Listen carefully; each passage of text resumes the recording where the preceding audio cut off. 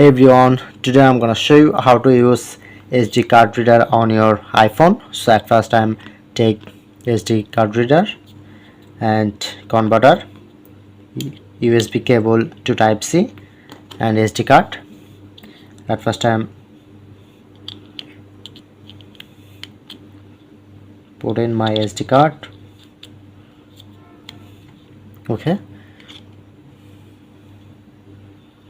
and connect this cable.